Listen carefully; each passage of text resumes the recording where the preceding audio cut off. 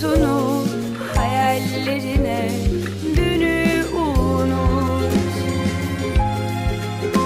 Sanki kalbimin içinde yüzlerce kuş